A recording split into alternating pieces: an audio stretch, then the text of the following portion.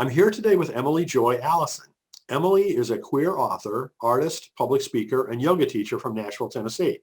Her debut book, Church 2, How Purity Culture Upholds Abuse and How to Find Healing, is available now from Broadleaf Books. Emily has also written, recorded, and released 2 studio albums of spoken word poetry, Dichotomized and All Prodigal Daughters and Sons. She holds a BA in Philosophical Theology and Apologetics from Moody Bible Institute and is currently pursuing a Master's of Theological Studies with a concentration in religion, gender, and sexuality from Vanderbilt Divinity School. She's also a registered yoga teacher and teaches classes in Nashville, online, and beyond. In November of 2017, Emily took to Twitter to share her story of being groomed for an abusive relationship by a church youth leader when she was in her teens. And the Church 2 movement was born. Her work fighting sexualized violence and purity culture in Christian communities has appeared on Time, Teen Vogue, Jezebel, Mother Jones, Huffington Post, Cosmopolitan, Marie Claire, and more.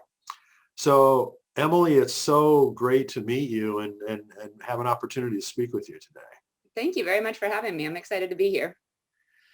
Well, as we kind of spoke before we started the interview, I mean, I kind of feel bad, for what, you had to go through that led to this, but the fact that you're using it now to help people, I think is just really outstanding.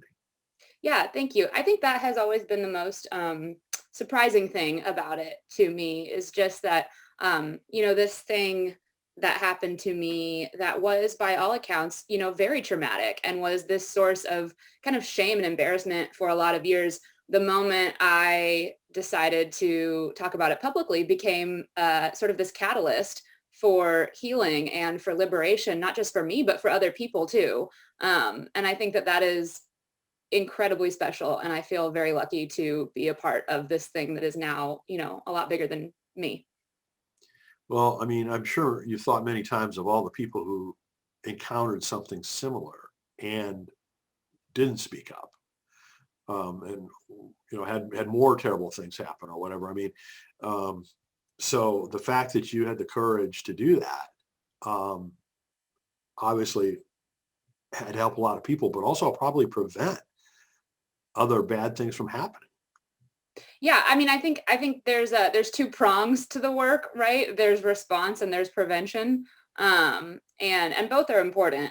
But eventually, we want to get beyond, just responding to every single instance that happens, and think, okay, how can we actually start to prevent this from happening in the first place, as opposed to just forever responding to what has already occurred? And that's kind of, one of the questions that I tackle in the book. Good.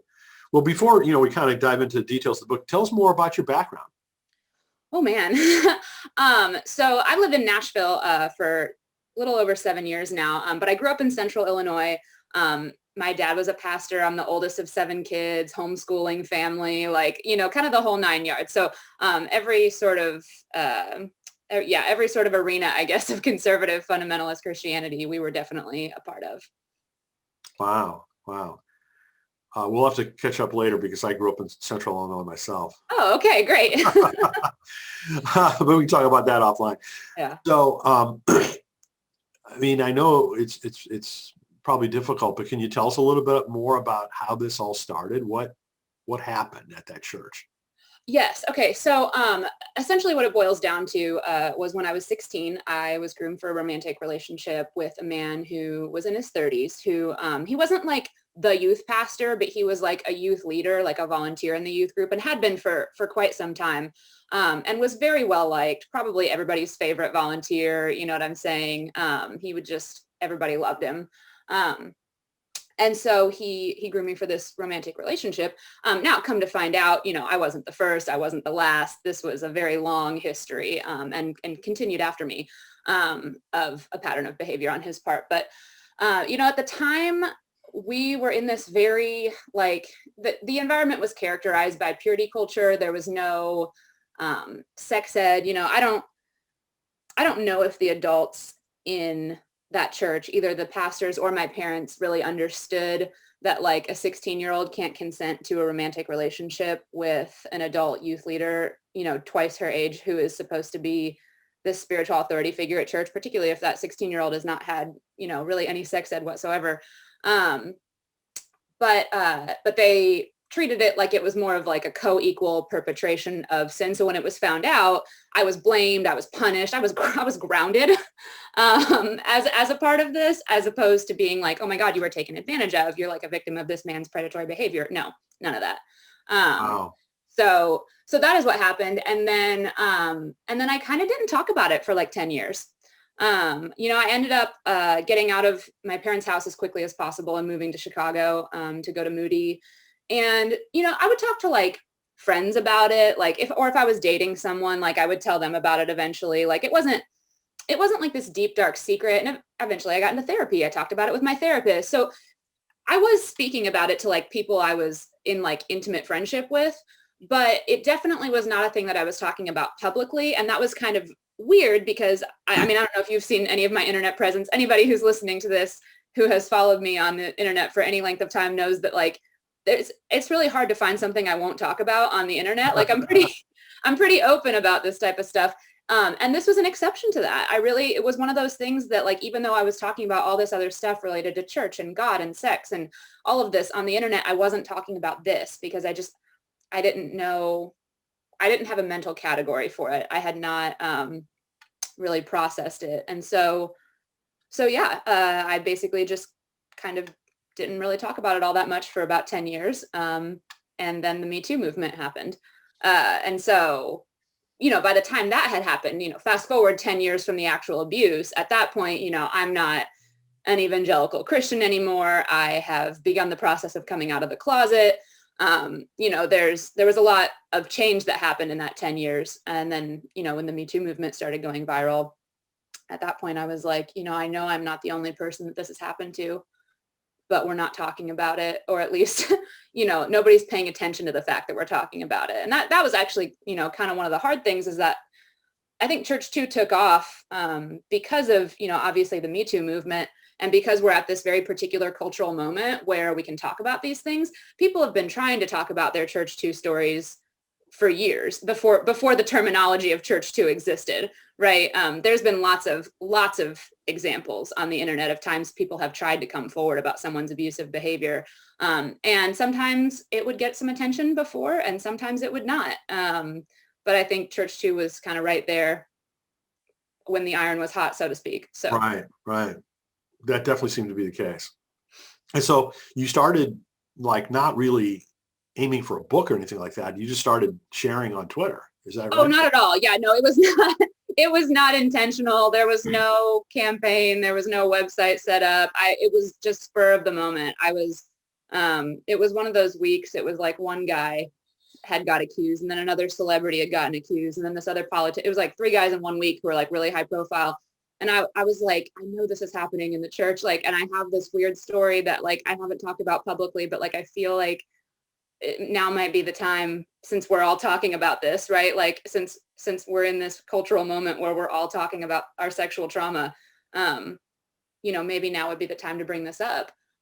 But yeah, no, definitely not aiming for a movement or a book or anything like that. Well, how did that then evolve into a book then? I mean, a couple years later, obviously. Yeah. It took, it was almost 2 years. It was about 1 year and 10 months between when I told my story on Twitter for the first time and everything sort of blew up and went viral, to when I actually like signed the book contract and started to get to work. But yeah, so it went viral overnight, and became really quickly this thing that was definitely bigger than me or anything I would have intended, right? Like it just became this, this tool for people. And so the conversations that were had in the wake of Church 2 going viral, were really, a lot of them were really, really, really great. It was like, oh my God, we're finally able to talk about this like in a way where people are paying attention. It's not that I don't like when people sometimes are like, why is no one talking about this? I'm like, someone's talking about it. You might just need to find them, right? It's not that no one's talking about this. People are talking about it. But yeah, it was, we were talking about it in the light now. Everybody was seeing, everybody was paying attention, everybody cared. But I also noticed really early on in the conversations that if I / we, people who care about, ending abuse in Christian spaces, were not careful, then it was going to turn into a conversation about church policy and get relegated to like listening sessions and committees and not actually change our sexual theology at all, right? So I noticed like a lot of people from churches where women can't be pastors and it's a sin to be gay, and there's only two genders on their website in their belief, and you have to be celibate until marriage and all this stuff.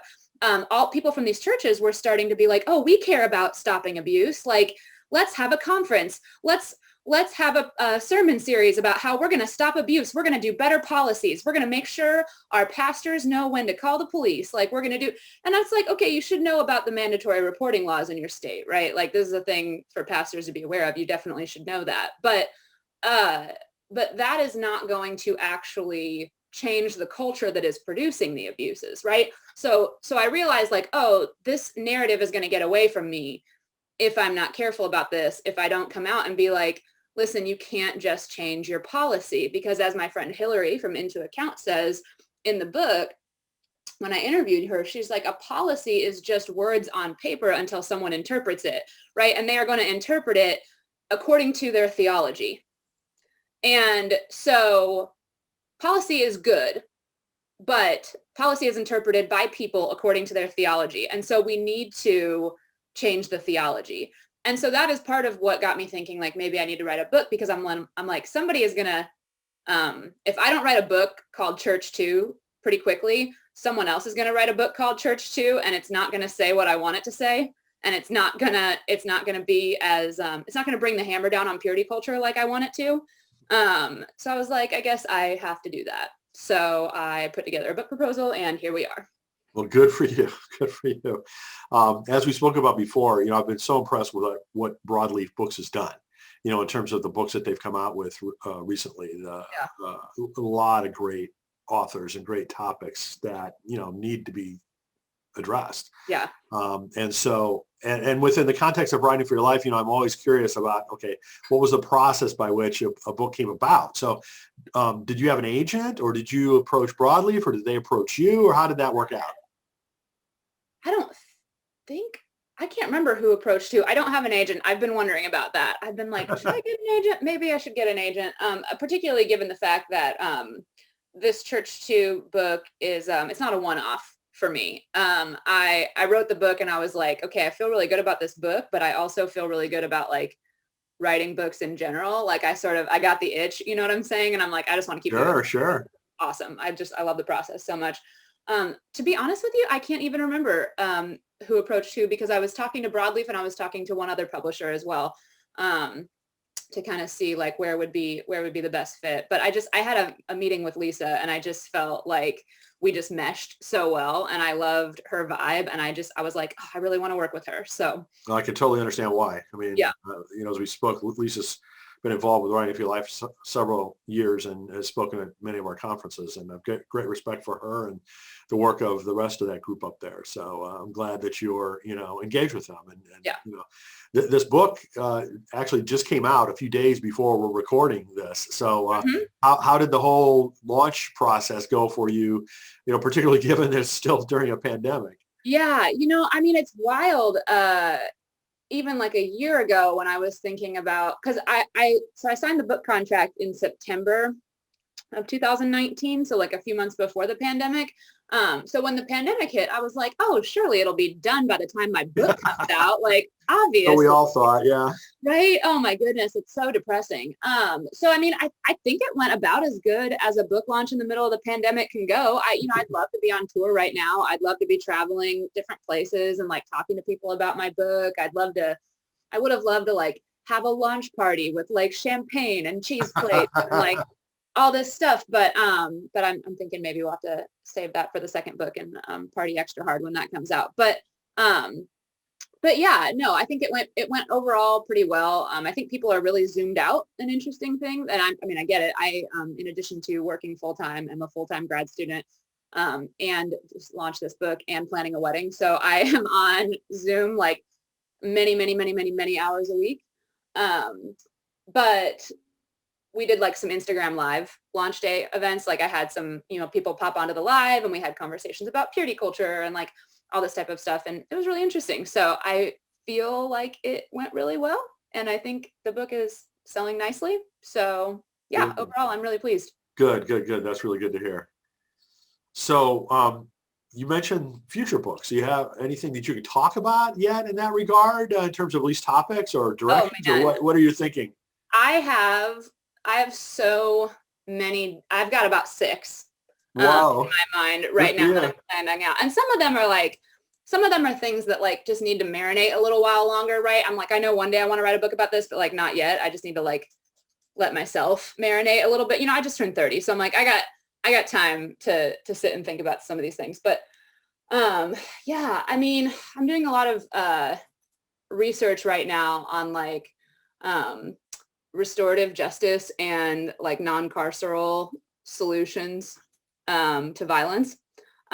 So I've got something up here about that. My fiance and I have a little project we're dreaming up that we might want to write a little book together because she is getting an MDiv and also has an undergraduate degree in sociology. And so we have a couple of, we've got a little side project in mind for that sort of thing. So we'll see. Yeah, I've got all kinds of ideas. Good. Well, we'll have to track your progress and please keep us posted on, the different directions you decide to take. So Emily, tell us a little bit more about the book itself, kind of how it's organized, what different sections that you cover. Yeah. So I was talking about the project that my fiance and I have. The structure of the book is like completely the way that it is because of her. She was the one that gave me the idea to structure it the way that it currently is. And there's a word for it in sociology, and I can't remember what it is, but we were sitting down and I was like showing her the proposal and I was like, does this make sense? Like how I'm doing this? And she was like, well, what if you did it like this instead? And that is what has caused the book to be in its current final form, which is that I used, so purity culture is kind of like, it's this big, umbrella term, right? And people kind of throw it around, but sometimes we don't always talk about what it means. And sometimes people think that purity culture is just like being mean about abstinence, right? So like the scary yelling people that come to your school and shout about how you're going to get STIs and get pregnant and die. Like that's purity culture. Or purity culture is when they do the sticky tape and say, oh, if you have sex, you're not going to be sticky anymore. And then no one will want you. That's purity culture, right? Oh, and that can be purity culture, right?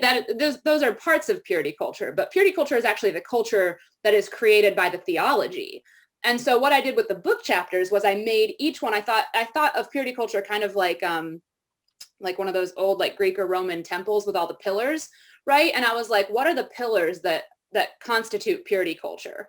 What are the theological pillars that do this? And so then I made each pillar a chapter. So there is a chapter on modesty. There's a chapter on abstinence only. There's a chapter on sex ed, on complementarianism, on consent, on LGBTQ issues. There's a chapter on divorce. There's a chapter on forgiveness. And so these are sort of in my mind, the pillars that hold up purity culture. And so that's how I structured it. And I think what that does, the thing that I like about that is it forces you to never lose sight of the fact that we are talking about theology. There's a reason I'm getting my second theological degree right now. And it's because I think theological education has everything to do with not just this problem, but also so many of the problems that we're facing on a national scale right now.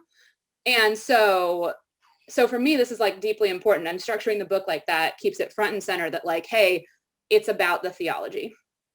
I think that is deeply important and it is deeply problematic. We can see that coming out and revealing itself in a gazillion different bad ways, right? So, and each one of those pillars that you talked about, could be a book in itself, right? And have been, yeah. Yeah, you could dive into those topics pretty seriously. Mm-hmm. Very cool. Well, so, as a kind of a first-time author, having gone through the whole process now, what advice do you have for others who, want to follow in your footsteps? Oh man, I don't know if I know enough to give advice now. This is why I didn't. I mean, some people have called parts of it. They said, "Oh, it's part memoir, part teaching, part whatever." I'm like, I don't believe people my age should write memoirs, right? Unless you are like Malala and have had like a bunch of stuff happen to you. But no, I don't think it's not because I am only 30, I would not write a memoir. And because this is my first book, I don't know that I have advice to give to people about what to do because honestly, so much of my life has been like doing stuff that worked out okay, but I wouldn't necessarily recommend other people to do. Um, and so I'm not 100% sure. I think one thing that I will say is that you can want something really badly and like plan for it and have everything set up to make it happen and it doesn't happen, and then you can not even be intending for something to happen and all of a sudden it just falls into your lap. And so what I have realized is that this whole like imposter syndrome of like, do I deserve to be here? Do I not deserve to be here? Is nonsense. So it's not a matter of like, because anybody who has had a book published, sometimes it's because they prepared and sometimes it's because they were lucky, right? And so there's no such thing as like not deserving it or whatever. Like, I don't know. I feel like because of the way like celebrity culture works, you think people who get their books published are like special somehow, or they just worked harder, or they're like uniquely smart or funny or a good writer even, and that's not necessarily true. Absolutely. So since there's no Absolutely. imposter syndrome, you should just go for it. Good for you. That's great Yeah. advice. Great advice. Well, Emily, it's sure wonderful to get to know you and really appreciate, again, you having the courage to write about this and to take on, some of these serious issues that, as we've said, are very pervasive and problematic and need to be addressed. So thank you for leading the way to do that. Thank you.